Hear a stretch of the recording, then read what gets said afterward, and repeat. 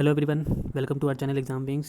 सो ये हमारी banking awareness की सीरीज़ चल रही है जिसमें हम देख रहे हैं सब्सिडरीज ऑफ आरबीआई। इससे पहले अगर आपने हमारी पुरानी वीडियोस नहीं देखी है बैंकिंग अवेयरनेस की जो सीरीज़ चल रही है, आप प्लीज़ इसको एक बार जाके चेक कर लीजिएगा। मैंने आपको पूरा जो भी बैंकिंग अवेयरनेस के इंपॉर्टेंट टॉपिक हैं, जो भी जीए में आते हैं या फिर जो भी इंटरव्यू में पूछे जाते हैं, वो मैंने आपको ईजिली समझाया हुआ है। और आने वाली और वीडियोज़ में अब मैं आपको और ईजिली बैंकिंग अवेयरनेस पूरी क्लियर कर दूँगा, ठीक है। और अगर आपको कोई भी टॉपिक में डाउट हो, प्लीज़ कमेंट सेक्शन में आप रिस्पॉन्स करिए। आप रिस्पॉन्स नहीं करते हैं तो पता नहीं चलता है किसको क्या समझ नहीं आया, इसलिए आप एक बार कमेंट सेक्शन में अपने डाउट्स डालिए, उस हिसाब से मैं देखूँगा कैसी वीडियोस बनानी है और कौन से टॉपिक पे बनानी है, ठीक है। और स्टैटिक वीडियोस की भी है प्लेलिस्ट, आप उसको भी चेक कर लेना, उसमें भी मैंने ईजिली ट्रिक्स बताई आपको कैसे याद करनी है। सो स्टार्ट करते हैं। तो इसमें हम पढ़ रहे हैं सब्सिडरीज ऑफ आरबीआई। आरबीआई का हमने पहले पढ़ लिया, एसबीआई की भी हमने पहले पढ़ ली और मॉनेटरी पॉलिसी भी पढ़ लिया। और भी कुछ चीज़ें हैं इंपॉर्टेंट चीज़ें जो हमें पढ़नी चाहिए, आनी चाहिए, हमें पता होना चाहिए। तो इसमें हम सब्सिडीज़ पढ़ते हैं। तो सब्सिडीज़ आती हैं आरबीआई की, कुछ होती हैं, लेकिन उससे पहले पता होना चाहिए, लोगों को पता नहीं होता सब्सिडीज़ क्या होती है और एसोसिएट्स क्या होते हैं। मैंने एसबीआई जो पुरानी वीडियो है उसमें एसबीआई के सब्सिडी एसोसिएट्स भी बताए थे, ठीक है। तो इसमें बताते हैं सब्सिडीज़ क्या होती है, किस काम आती है। तो सब्सिडीज़ होती है बेसिकली कंट्रोल करने के लिए, या जिसको हम बोल सकते हैं असिस्टेंट या सहायता देने के लिए जो भी बनाई जाती है सब्सिडीज़, सहायता देने के लिए बनाती है, हेल्प करने के लिए बनाई जाती है। तो सब्सिडीज़ कब बनती है और एसोसिएट कब बने जाते हैं? जब भी कोई संस्था, कोई भी जो भी है संस्था है जो भी बड़े लेवल पे काम कर रही है, तो उस संस्था की वो जो है वो अकेले काम नहीं कर सकती। तो जैसे कि आरबीआई है, आरबीआई एक बहुत बड़ी संस्था है जिसको हम कह सकते हैं वो अकेले काम नहीं कर सकती। तो उसको कुछ चीज़ों की ज़रूरत पड़ती है जो उसके आगे हेल्प करे। अकेले काम तो करेगा नहीं, क्योंकि बहुत सारे काम में सिर्फ एक काम तो ना होता कि आरबीआई बन गया, बैंक है, हेल्प कर रहा है, एक काम नहीं होता ना, तो बहुत सारे काम होते हैं। तो उसको हेल्प करने के लिए, सहायता देने के लिए सब्सिडीज़ बनाई जाती है, तो और एसोसिएट बनाए जाते हैं। तो आरबीआई की कुछ सब्सिडीज़ हैं, जैसे हम देख सकते हैं DICGC, जिसको बोलते हैं deposit insurance credit card guarantee, ReBIT, reserve bank information technology private limited, BRB NMPL, Bharatiya reserve bank note Mudra private limited, IFTAS, Indian financial technology and allied services. तो हम एक एक करके सारी देखेंगे, ठीक है। तो पहले देख लेते हैं subsidies companies and organisation that owned and control by the other company, ठीक है। मैंने बताया आपको सब्सिडीज़ क्या होती हैं, जो भी अलग कंपनीज होती हैं वो एक ही ऑर्गेनाइजेशन को कंट्रोल करती है, हेल्प करती है उसकी। आरबीआई है, आरबीआई के अंडर में कुछ सब्सिडी है, वो सारा मिलकर काम करती है, तब जाके कुछ चीज़ें इंप्लीमेंट होती हैं। तो आरबीआई का काम बहुत सारा काम होता है, तो वो सारी अलग अलग सिर्फ आरबीआई नहीं करता, उसके अंडर में ये 4 सब्सिडीज आती हैं जो सारा अपना अलग अलग काम करती है। तो हम पहला देखते हैं जिसका नाम है deposit insurance and credit card guarantee corporation of India. तो इसका इस्टेब्लिशमेंट कब हुआ था? इसका इस्टेब्लिशमेंट हुआ था 1978, ठीक है। इसका हेडक्वार्टर कहाँ है? मुंबई में। तो आपसे ये चीज़ें पूछ लेते, छोटी छोटी चीज़ें ये पूछ लेते हैं, आपको पता होना चाहिए। तो मुंबई में इसका हेडक्वार्टर है। DIGC was found by merging, इसको मर्ज करा था डिपॉजिट इंश्योरेंस कॉर्पोरेशन को और क्रेडिट कार्ड गारंटी को, ये 2 कंपनी अलग अलग, तो इसको मर्ज करके एक बना था पूरा, जिसका नाम है DICGC, ठीक है। अब मैं इसको आपको सिंपल लैंग्वेज में समझाता हूँ कि इसका मतलब क्या होता है। देखो, आप मान लो एक पर्सन है, ठीक है। इसमें एक पर्सन है, जैसे कि अब पैसे जमा है, बैंक में पैसे जमा करने गए, बैंक में पैसे जमा है, ठीक है। और वो खुश है, मेरे पैसे सेफ़ हैं, वो सोचता है ना, जैसे बैंक में पैसे जमा है तो सोचेगा कि मेरे पैसे सेफ़ हैं। अब मान लो अचानक से बैंक की हालत ख़राब हो जाती है हालत, और बैंक धीरे धीरे डूबने लगता है। कुछ भी हो जाए बैंक में या कुछ भी हो सकता है, तो बैंक धीरे धीरे डूबने लग जाता है। तो जब बैंक डूब जाएगा तो उस पर्सन के पैसे जमा थे वो भी डूब जाएंगे, ठीक है। तो कस्टमर का भरोसा बैंक से उठ जाएगा, ठीक है। बैंक में जमा करा पर्सन ने, ठीक है, बैंक डूब रहा है, तो वैसी बात है, जो पर्सन सोच रहा है मेरे सेफ़ हैं, अगर बैंक डूबेगा तो उसके पैसे भी डूबेंगे। तो ऐसे केसेस में क्या किया जाता है, जो बैंक के पास जो भी कस्टमर अपना पैसा जमा करता है, इन सभी की इंश्योरेंस एक कंपनी करती है इन सब का इंश्योरेंस, जो भी पैसे जमा करे हैं किसी भी कस्टमर ने, इन सब का इंश्योरेंस एक कंपनी करती है। यानी कि आपके पैसे जो जमा है बैंक में, जो बैंक के पास इंश्योरेंस कर ली गई है, कौन करता है? DICGC। तो इसका मतलब क्या है कि DICGC ने की है, जो भी पैसे जमा करे हैं वो सेफ़ रहेंगे। जो भी कमर्शियल बैंक है आरबीआई के अंडर में, ठीक है, इनका इंश्योरेंस DICGC करता है, जो कि आरबीआई का सब्सिडरी है। तो मतलब क्या हुआ कि जमा करे पैसे डूब गया बाई चांस, तो इंश्योरेंस कौन करता है? DICGC करता है इंश्योरेंस, ताकि जो भरोसा है वो ना उठे। जो इंश्योरेंस है, जितना पैसा उन्होंने जमा करा उसका कुछ % हमें मिल जाता है। तो इसका काम मेनली यही है, जो भी इंश्योरेंस वगैरह है कंपनी का, बाई चांस बैंक डूब जाता है तो ये इंश्योरेंस कर देती है किसी भी कस्टमर का, हर कस्टमर का कर देती है। तो हम कह सकते हैं अगर मान लो कि 5 लाख जमा है, अगर बैंक डूबेगा तो क्या आपके पूरे 5 लाख पूरे मिलेंगे वापस? तो इसका आंसर है नहीं। तो अभी पहले इसमें क्या था कि 1 लाख रुपए देता था वापस, तो अब अभी लेटेस्ट अपडेट के हिसाब से अब ये 5 लाख देगा 90 डेज़ में। तो यही है मेनली इसका काम। जो भी पर्सन अपना मतलब पैसा जमा करता है उसका इंश्योरेंस करती है ये कंपनी DICGC। ठीक है। तो ये लोगों का पैसा सेव कर रही है।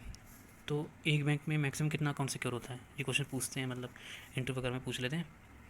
तो एक बैंक में मैक्सिमम कितने अकाउंट सिक्योर होते हैं? उसका आंसर है 1। ठीक है। अगर दो अलग अलग बैंक है तो अलग अलग बैंक में सिक्योर हो जाएगा। मतलब एक बैंक में एक ही सिक्योर होगा, और दो अलग अलग बैंक है तो अलग अलग बैंक में अलग अलग सिक्योर हो जाएगा। ठीक है। तो इसमें ज़्यादा कुछ है नहीं, यही है, मैंने आपको सिंपली बता दिया कैसे क्या काम होता है इसका, पर बाकी आपको समझ आ गया होगा इजीली।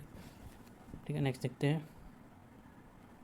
नेक्स्ट है भारतीय reserve bank note Mudra private limited. नाम से ही पता चल रहा है मुद्रा मतलब पैसों से रिलेटेड होगा। इसका इस्टेब्लिशमेंट हुआ था 3 फरवरी 1955। हेडक्वार्टर है बेंगलोर में, और ये 2 प्रेस मैनेज करती है, मैसूर जो कर्नाटका में है, सल्बोनी और जो वेस्ट बंगाल में है। इसके अलावा 2 प्रिंटिंग प्रेस जो ओन करती है गवर्नमेंट ऑफ इंडिया, जो कि है नासिक महाराष्ट्र और देव्यास मध्य प्रदेश। कोइंस और मिंटेज ये 4 मिंट ओन करती है, जिसमें से एक है मुंबई, हैदराबाद, कलकत्ता और नोएडा, इनमें होती है मिंट्स की, और जो भी मैनेज करते हैं ओन करती है जो कंपनी गवर्नमेंट ऑफ इंडिया। तो मैं इजीली इसको समझाऊँ तो RBI ने इसको अपने अंडर में 1955 में ले लिया था। किस लिए लिया था? बैंक के जो नोट्स हैं छापने के लिए RBI की मदद कर सके। इसकी टेक्नोलॉजी RBI को अच्छी लगी थी, इसलिए RBI ने इसको अपने अंडर में ले लिया था। ठीक है। तो ये क्या काम करती है कि RBI को प्रिंटिंग करेंसी, जो भी हम पैसे हैं उसको छापने का काम करती है। ठीक है। तो नोट कहाँ पर छापते हैं? मैंने बताया नासिक है, देव्यास है, मैसूर है, सल्बोनी है। तो मैसूर सल्बोनी मैनेज यही करता है, BRBNMPL। ठीक है। लिखा हुआ है यहाँ पे कि नासिक और देव्यास ये यही करता है, बाकी 2 गवर्नमेंट ऑफ इंडिया करती है। तो इसका क्या काम होता है? नोट छापने का काम होता है। ठीक है। इसको RBI ने अपने अंडर में कर लिया था। तो इसमें एक रूल फॉलो होता है जिसको बोलते हैं मिनिमम रिजर्व सिस्टम, जो कि 1956 में आया था। ठीक है। तो नोट छापने के लिए सिस्टम फॉलो होता है जिसको हम बोलते हैं मिनिमम रिजर्व सिस्टम। तो इसमें क्या होता है, अगर RBI के पास 200 करोड़ नहीं है तो ये पैसे नहीं छापेगी। मतलब RBI के पास 200 करोड़ होना ही चाहिए। कैसे? 150 करोड़ होना चाहिए गोल्ड, और 85 करोड़ होना चाहिए फॉरेक्स, जो भी मतलब फॉरेन एक्सचेंज है। फॉरेक्स बोलते हैं फॉरेन एक्सचेंज जो होता है। ठीक है। तो नोट छापने का कुछ ऐसा नहीं है कि जब मर्जी छाप दो ये वो। तो नोट छापने के लिए सिस्टम फॉलो होता है मिनिमम रिजर्व सिस्टम। इसमें क्या होता है, अगर RBI के पास 200 करोड़ नहीं है तो ये नोट नहीं छापेगी। मतलब मिनिमम होना चाहिए, मतलब होना चाहिए 200 करोड़ RBI के पास।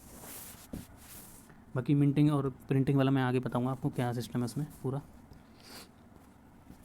तो नेक्स्ट देखते हैं इफ्तास। ये अभी आई है, मतलब ये सब्सिडी अभी लेटेस्ट आई थी, पहले कुछ और थी अब आई हुई। तो Indian financial technology and allied services, it is a wholly owned services of the reserve bank of India. ये तो है ही सब्सिडरी। ठीक है।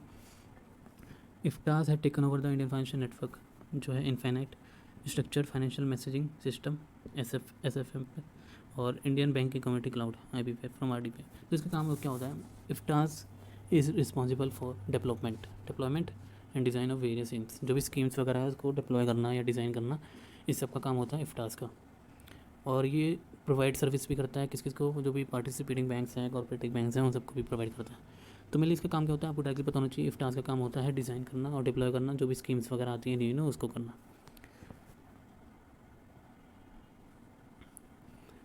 तो नेक्स्ट है रैबिट, जिसको हम बोलते हैं reserve bank information technology private. नाम से पता चल रहा है इंफॉर्मेशन टेक्नोलॉजी से रिलेटेड होगा। इस्टेब्लिशमेंट हुआ था 2016 में। इसका काम क्या होता है? इसका काम क्या है कि बैंक में जो भी साइबर सिक्योरिटी की बहुत ज़्यादा ज़रूरत होती है बैंक में, क्योंकि मतलब कोई फ्रॉड ना हो, कोई हैक ना हो जाए, तो साइबर सिक्योरिटी की बहुत ज़रूरत होती है। उसको पूरा करने के लिए ये साइबर सिस्टम को स्ट्रॉन्ग करने के लिए ये रैबिट बनाया था, मतलब अपने अंडर में लिया था रैबिट को। ये बहुत बड़ी मतलब ऑर्गेनाइजेशन है जो RBI के अंडर में आती है, सब्सिडरी है। जो पूरा जो टेक्नोलॉजी का पार्ट है वो पूरा इन्फॉर्मेशन टेक्नोलॉजी जो भी है, साइबर सिक्योरिटी है, जो भी रिलेटेड होता है, जो भी काम वो ये संभालती है। ठीक है। तो अब टोटल कितनी सब्सिडरी है? ये सब टोटल है 4 सब्सिडरी। ठीक है। और इनकी एक और सब्सिडी थी जिसको हम बोलते हैं ये नहीं लिखा होगा मैंने शायद, ये नेशनल हाउसिंग बैंक, इनकी एक और सब्सिडी थी ये, लेकिन इसको हटा दिया था हमने। तो फिर भी हमें पता होना चाहिए, पूछ लेते हैं। एक सब्सिडी थी जो हमने पहले हटा दी थी, इंटरव्यू वगैरह में पूछ लेते हैं। तो इसका एक था 1987 और इस्टेब्लिश हुआ था 1988 में, हेडक्वार्टर दिल्ली में था। मतलब इसका क्या काम था, इसका काम क्या था बेसिकली, होता क्या है ना, डेवलपमेंट बैंक होते हैं वो कहाँ जाते हैं, कमर्शियल बैंक के पास, और कमर्शियल बैंक पब्लिक, तो ऐसे चलता है। लेकिन डेवलपमेंट क्या करता था, डेवलपमेंट बैंक जाता था सीधा पब्लिक के पास, तो उससे काम नहीं चल पाता था।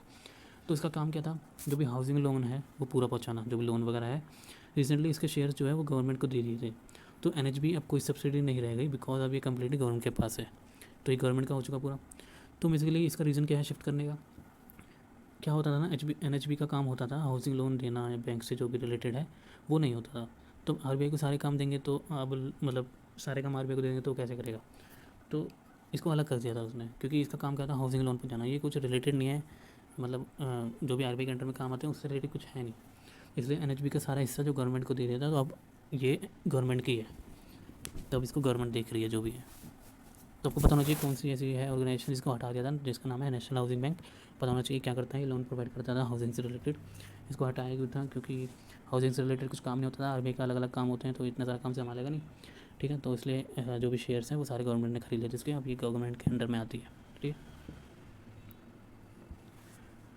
तो हमने पीछे देखा था जो भी है मिंट BRPM है, भारतीय रिजर्व बैंक मुद्रा में, तो उसमें आता है मिंटिंग और प्रिंटिंग प्रेस। तो हम इसको देखते हैं, जो कि पूरा जो भी करेंसी है, जो भी सप्लाई होता है मनी का, ये सब का कौन करता है, RBI। मैंने पहले भी बताया आपको, सप्लाई फ्लो ऑफ मनी ये सब देखता है RBI। ठीक है, नोट्स है वो किस पे प्रिंट होते हैं, पेपर पे, तो उसको हम बोलते हैं प्रिंटिंग प्रेस। कॉइन्स जो होता है मिंट पे होता है, इसको हम बोलते हैं मिंटिंग प्रेस। तो प्रिंटिंग प्रेस इन चारों में होता है और मिंटिंग प्रेस इन चारों में होता है। तो मैंने बताया था मैसोर और सल्मोनी अब कौन मैनेज करता है, ये करता है BRB NMPL। ठीक है, ये मैनेज करते हैं, बाकी मिंटिंग प्रेस ये सारे करते हैं, चारों में होती है। ठीक है, नोएडा वोएडा में।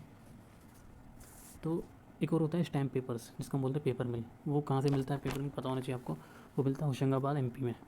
ठीक है, पेपर मिल जो होता है, एक पेपर होता है जो नोट, जिस पे नोट छपते हैं, वो पेपर होता है।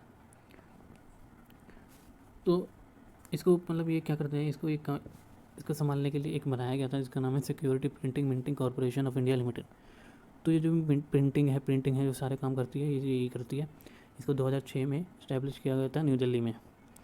ठीक है, तो ये कौन सी यूनिट मैनेज करती है, 9 यूनिट मैनेज करती है, जो है 4 मिंटिंग और एक पेपर मिल मैंने बताया, जो भी स्टैम्प पेपर्स होते हैं होशंगाबाद से जो आते हैं वो।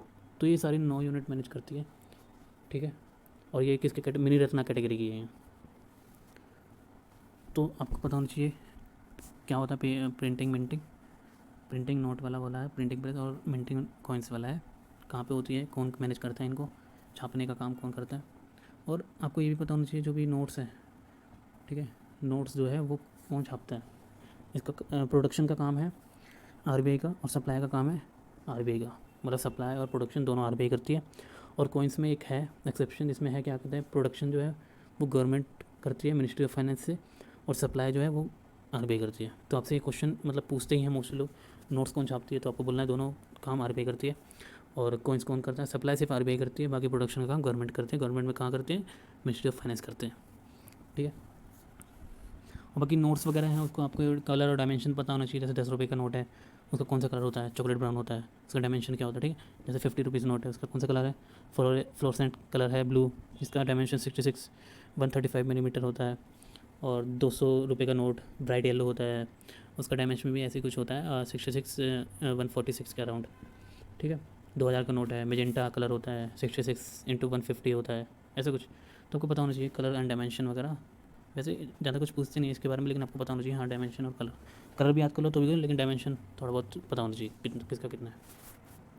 तो RBI की सब्सिडरी है, RBI का काम है करेंसी को इशू करना, ये सब चीज़ें। तो हमने पूरी पढ़ ली है, जो भी सब्सिडरी थी पूरी इजीली हमने समझ लिया कैसे क्या होता है। ठीक है, तो थैंक यू सो मच। अगर आपको वीडियो पसंद आ रही है तो इसको लाइक करें, शेयर करें अपने दोस्तों के साथ, और चैनल को सब्सक्राइब करें, बेल आइकन का ज़रूर दबाएं।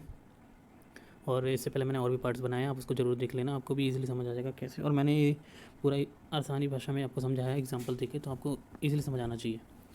ठीक है, स्टैटिक वीडियोस भी बनाई है, वो भी देख लेना आप। बाकी आई होप आप कमेंट सेक्शन में करेंगे। और हाँ, एक क्वेश्चन, और ये क्वेश्चन था कि ये जो है ऑर्गेनाइजेशन, इसकी CMD कौन है, इस क्वेश्चन का आंसर मुझे कमेंट सेक्शन में चाहिए। और किसी से भी रिलेटेड आपको मतलब कोई भी टॉपिक से रिलेटेड आपको अगर वीडियो चाहिए तो आप प्लीज़ कमेंट सेक्शन में एक बार बता दीजिए, जिससे हमें पता चले आपको कौन से टॉपिक में डाउट हो रहा है, हम उसी टॉपिक पे नेक्स्ट वीडियो बना देंगे। ठीक है, so thank you so much.